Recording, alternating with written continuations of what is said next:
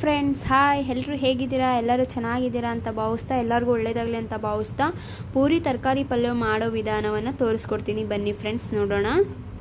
Hello hi friends, ನೋಡಿ ಜಾರಿಗೆ ಕೊತ್ತಂಬರಿ, ಹಸಿಮೆಣಸಿನ್ಕಾಯಿ, ಕಾಯಿ, ಕಡಲೆ, ಶುಂಠಿ, ಬೆಳ್ಳುಳ್ಳಿ ಹಾಕ್ಕೊಂಡಿದ್ದೀನಿ ರುಬ್ಬೋಕ್ಕೆ. ಒಂದು ಸ್ವಲ್ಪ ನೀರು ಹಾಕಿ ಇಟ್ಕೊಂಡಿದ್ದೀನಿ. ನುಣ್ಣಗೆ ರುಬ್ಕೊಬೇಕು ಫ್ರೆಂಡ್ಸ್.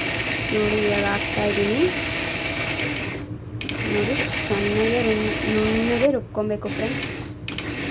ನುಣ್ಣಗೆ ರುಬ್ಕೊಂಡ್ರೆ ರುಚಿನೂ ಚೆನ್ನಾಗಾಗುತ್ತೆ ಫ್ರೆಂಡ್ಸ್. ಕಾಯಿ, ಕೊತ್ತಂಬರಿ, ಬೆಳ್ಳುಳ್ಳಿ, ಶುಂಠಿ ಬೆಳ್ಳುಳ್ಳಿ, ಕೊತ್ತಂಬರಿ ನೋಡಿ ಈ ಥರ ನುಣ್ಣಗೆ ರುಬ್ಬಿತಾಯಿತು ಫ್ರೆಂಡ್ಸ್. ಬಟಾಣಿ ನೆನೆಸಿಟ್ಕೊಂಡಿರ್ತೀವಿ ಮುಂಚೆನೇ. ಈಗ ಮಸಾಲೆ ಐಟಮು ಸಾಸಿವೆ, ಜೀರಿಗೆ, ಅರಿಶಿನ, ಖಾರದ ಪುಡಿ ಅದು ಮತ್ತು ಉಪ್ಪು, ಆಮೇಲೆ ರುಬ್ಬಿರೋವಂಥ ಮಸಾಲೆ ಮತ್ತು ತರಕಾರಿ, ಮಿಕ್ಸ್ ತರಕಾರಿ. ನಿಮ್ಗೆ ಯಾವ ತರಕಾರಿ ಬೇಕೋ ಆ ತರಕಾರಿ ಹಚ್ಕೊಬೋದು. ಮತ್ತು ಈರುಳ್ಳಿ, ಕರಿಬೇವು, ಎಣ್ಣೆ, ಟೊಮೊಟೊ ಇಷ್ಟು ಬೇಕಾಗುತ್ತೆ ಫ್ರೆಂಡ್ಸ್. ತರಕಾರಿ ಪಲ್ಯಕ್ಕೆ ಪೂರಿಗೆ ತುಂಬ ಚೆನ್ನಾಗಿರುತ್ತೆ, ಟೇಸ್ಟಿಯಾಗೂ ಇರುತ್ತೆ. ಮತ್ತು ಕುಕ್ಕರ್ ಇಟ್ಬಿಟ್ಟು ಎಣ್ಣೆ ಹಾಕಿ ಸಾಸಿವೆ ಜೀರಿಗೆ ಹಾಕಿದ್ದೀನಿ ಫ್ರೆಂಡ್ಸ್. ನೆಕ್ಸ್ಟ್ ಸಾಸಿವೆ ಜೀರಿಗೆ ಸಿಡ್ದಿಂದೆ ಕರಿಬೇವು ಹಾಕಬೇಕು. ನೋಡಿ ಕರಿಬೇವು ಹಾಕಿತಾಯಿತು. ಕರಿಬೇವು ಸಿಡ್ದಿಂದೆ ನೆಕ್ಸ್ಟು ಈರುಳ್ಳಿ ಹಾಕಬೇಕು ಫ್ರೆಂಡ್ಸ್. ಈರುಳ್ಳಿನ ಚೆನ್ನಾಗಿ ಎಣ್ಣೆಯಲ್ಲಿ ಬೇಯಿಸ್ಕೊಬೇಕು. ನೋಡಿ ಫ್ರೆಂಡ್ಸ್, ಚೆನ್ನಾಗಿ ಬೇಯಿಸ್ಕೊಬೇಕು ಈರುಳ್ಳಿನ. ಮತ್ತು ಟೊಮೊಟೊ ಹಾಕಬೇಕು. ನೆಕ್ಸ್ಟು ಟೊಮೊಟೊ, ಈರುಳ್ಳಿ ಚೆನ್ನಾಗಿ ಮಿಕ್ಸ್ ಮಾಡಿಕೊಂಡು. ನೋಡಿ ಫ್ರೆಂಡ್ಸ್, ನಮ್ಮ ಪಾಪು ಅಡುಗೆ ಮಾಡೋದನ್ನ ನೋಡ್ತಾ ಇದ್ದಾನೆ.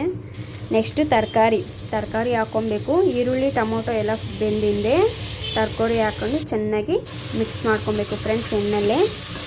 ನೋಡಿ ಈ ಥರ ತರಕಾರಿ ಬೇಗ ಬೇಯಬೇಕು ಅಂದರೆ, ಎಣ್ಣೆಲಿ ಬೇಗ ಬೇಯಬೇಕಂದ್ರೆ ಒಂದು ಸ್ವಲ್ಪ ಉಪ್ಪು ಹಾಕ್ಕೊಬೇಕು.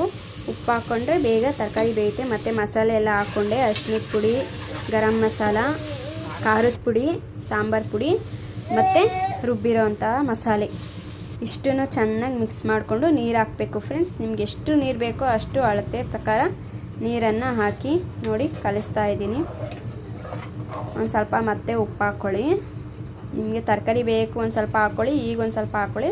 ನೀರು ಎಷ್ಟು ಬೇಕೋ ಅಷ್ಟು. ನಿಮಗೆ ಗಟ್ಟಿ ಆದರೆ ಒಂದು ಸ್ವಲ್ಪ ಹಾಕ್ಕೊಳ್ಳಿ, ತೆಳು ಬೇಕಂದ್ರೆ ಒಂದು ಸ್ವಲ್ಪ ನೀರು ಹಾಕಿ. ನೋಡಿ ಕುಕ್ಕರ್ ಮುಚ್ತಾ ಇದ್ದೀನಿ. ಇವಾಗ ಒಂದು 3 ವಿಸಲ್ ಕೂಗಿಸಿದ್ರು ಸಾಕು ಫ್ರೆಂಡ್ಸ್. 3 ವಿಸಲ್ ಕೂಗಿಸಿದ್ರು ಚೆನ್ನಾಗಿಬಿಟ್ಟು ಒಂದು 5 ನಿಮಿಷ ಕುದಿಸಿದ್ರೆ ಸಾಕು.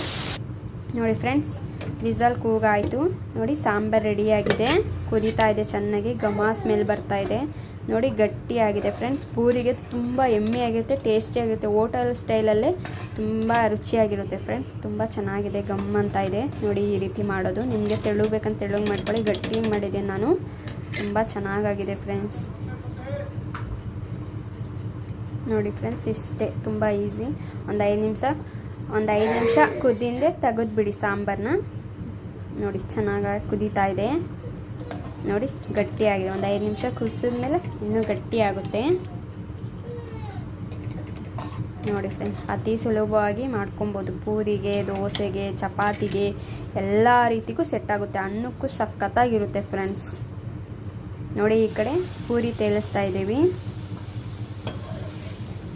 ಪೂರಿ ನೋಡಿ ಫ್ರೆಂಡ್ಸ್ ಚೆನ್ನಾಗಿ ಉಬ್ತಾ ಇದೆ. ಪೂರಿ ಹೇಗಪ್ಪ ಉಬ್ಬುತ್ತೆ ಅಂದರೆ, ನಾವು ಜಾಸ್ತಿ ಹೊತ್ತು ನೆನೆಸಿಡಬೇಕು. ಪೂರಿ ಕಲಿಸ್ಬಿಟ್ಟು ಪೂರಿ ಹಿಟ್ಟನ್ನ, ಚಪಾತಿ ಹಿಟ್ಟನ್ನ ಕಲಸಿಟ್ಟು ಜಾಸ್ತಿ ಹೊತ್ತು ನೆನೆಸಿಟ್ರೆ ಈ ಥರ ಉಬ್ಬುತ್ತೆ ಫ್ರೆಂಡ್ಸ್. ಚೆನ್ನಾಗೂ ಬರುತ್ತೆ. ಎಣ್ಣೆ ಕಾದಿಂದೆ ನೋಡಿ ಎಣ್ಣೆ ತುಂಬ ಕಾದ್ಬಿಟ್ಟಿದೆ, ಅದಕ್ಕೆ ತುಂಬ ಫ್ರೈ ಆಗ್ತಾಯಿದೆ ಅದು. ನೋಡಿ ಉಬ್ಬಬೇಕು ಅಂದರೆ ಜಾಸ್ತಿ ಹೊತ್ತು ನೆನೆಸಿಡ್ಬೇಕು. ಒಂದು ಸ್ವಲ್ಪ ಸೋಡಾ ಹಾಕ್ಕೊಬೇಕು, ಆವಾಗ ಬೇಗ ಉಬ್ಬರುತ್ತೆ, ಚೆನ್ನಾಗೂ ಆಗುತ್ತೆ, ಟೇಸ್ಟಿಯಾಗಿ ಎಮ್ಮಿಯಾಗೂ ಇರುತ್ತೆ ಫ್ರೆಂಡ್ಸ್. ನೋಡಿ ಈ ಥರ ಆಗುತ್ತೆ. ನೋಡಿ ಫ್ರೆಂಡ್ಸ್, ಪೂರಿ ಎಲ್ಲ ರೆಡಿಯಾಗಿದೆ. ಎಣ್ಣೆ ನೋಡಿ ಈ ಥರ ತಟ್ಟೆಗೆ ಹಾಕ್ಕೊಂಡಿದ್ದೀವಿ. ಸಖತ್ತಾಗಿದೆ, ಗಮ್ ಅಂತ ಇದೆ. ತುಂಬ ಚೆನ್ನಾಗಿರುತ್ತೆ ಫ್ರೆಂಡ್ಸ್.